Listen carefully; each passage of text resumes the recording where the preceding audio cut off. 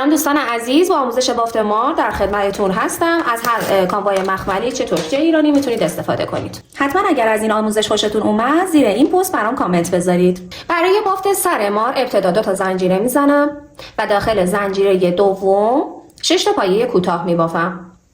بعد از 6 پایه اون رو 2 برابر میکنم و به 12 پایه میرسونم و بعد از اون تا رج 4 پایه افزایش ادامه میدم. بعد از اینکه تا 4 پایه افزایش رو دادیم به 36 پایه میرسیم. 2 رج همین 36 پایه رو ساده بافی میکنیم. بعد از ساده بافی توی این رج 15 پایه کوتاه میبافیم. بعد از اون 6 بار افزایش انجام میدیم. 1 بار، 2 بار، 5 و 6 بار. مجدد 15 پایه کوتاه تا پایان رج میبافیم و بعد از این 3 رج ساده بافی میکنیم.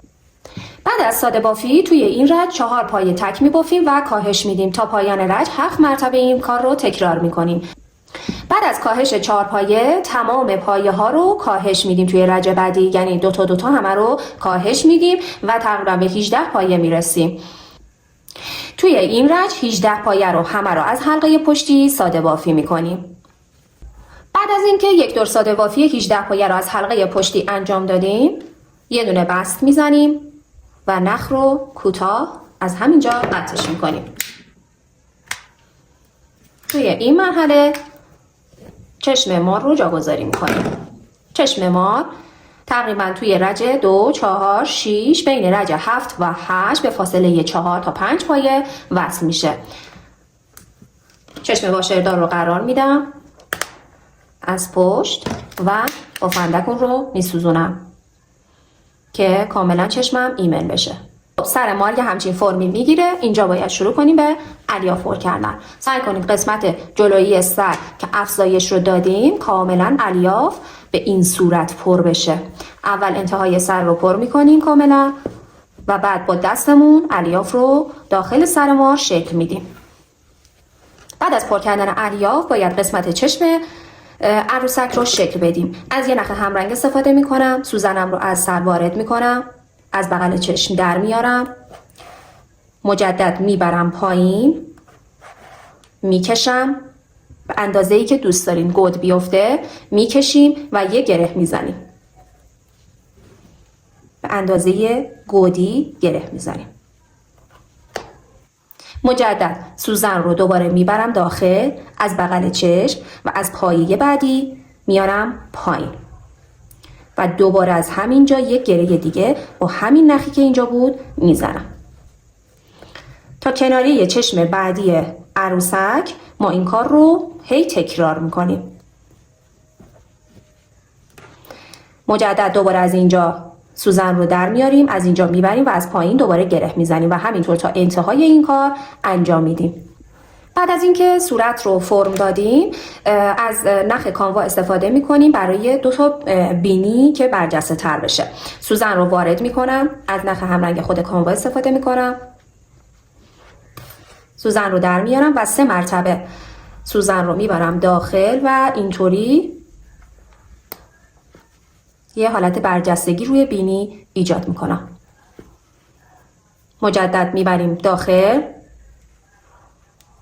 و از پایه بعدی و یکی جا میذاریم و تو پایه بعدیش همین کار رو مجدد تکرار میکنیم و 3 مرتبه میبریم داخل، سوزن رو و بینی رو شکل میدیم، میبریم پایین کار و برجستگی رو با سوزن یک مقداری خودمون بازش میکنیم و گره میزنیم. برای دوخت موژه و ابروها سوزن رو از این پایه از بغل چشم در میارم، میبرم بالای چشم و از چشم بعدی در میام، از گوشه چشم بعدی در میام. بستگی به خودتون و فرمدهی صورت داره. مجدد میبرم بالا برای شکل ابرو، میبرم بالا، از یک پایه پایین تر ابرو رو شکل میدم و میبرم ابروی بغل. سوزن رو میبرم یک رج پایین تر از چشم درش میارم، از این پایه در میارم. بعد از اینکه از اینجا در آوردم میبرم داخل یه پایه پایین تر و از یک پایه بغلتر در میام و نخ میره زیر سوزن. به این حالت گیر میخوره و میاد یک مقدار پایین تر. اینجا دیگه پایه کار نمیکنه، چشمی باید کار کنید. یک مقدار پایین تر و از پایین سر نخ رو در میارم. ببینید یه همچین دهانی ایجاد میشه. برای زبان عروسک اگه نخ قرمز استفاده میکنم، تقریبا ما بین این کار از توی یک پایه در میام، نخ رو به این صورت میگیرم، میکشم بیرون و یک حالت گره اینجا نگهش میدارم. این دوتا رو از داخل این حلقه بیرون میکنم و همینجا کار رو یه حالت گره ایجاد میکنم و فیکسش میکنم. و الان با قیچی کاتش میکنم و یه همچین فرم زبانی رو برای مار ایجاد میکنم.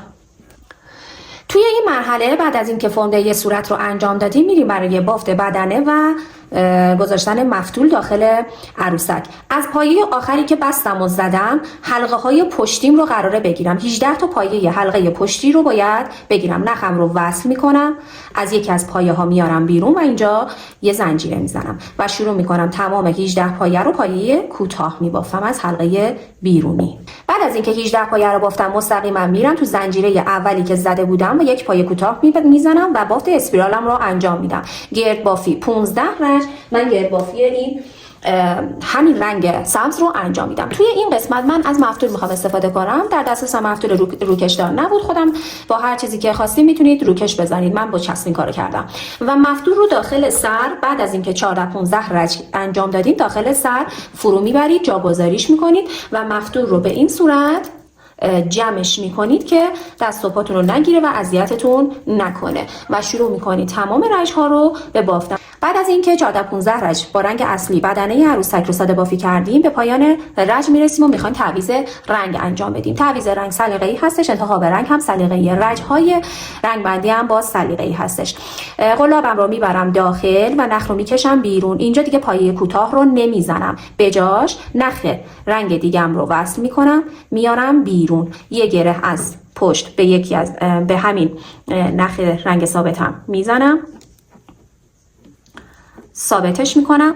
برای اینکه حالت پله ایجاد نشه برای تعویض رنگ، اولین پایه‌ای که قراره پایه کوتاه بزنم رو من قلابم رو میبرم از حلقه پشتی پایه کوتاه میزنم، میبرم حلقه پشتی پایه کوتاه میزنم و تا پایان رج 2 تا حلقه رو میگیرم، پایه کوتاه میزنم. رسیدم به پایان رج، مجددا میخوام تعویض رنگ انجام بدم. رنگ قبلیم رو میذارم کنار و دوباره میخوام با همین رنگ سبز ببافم. رنگ سبزم رو میکشم از این حلقه 2 تا حلقه بیرون.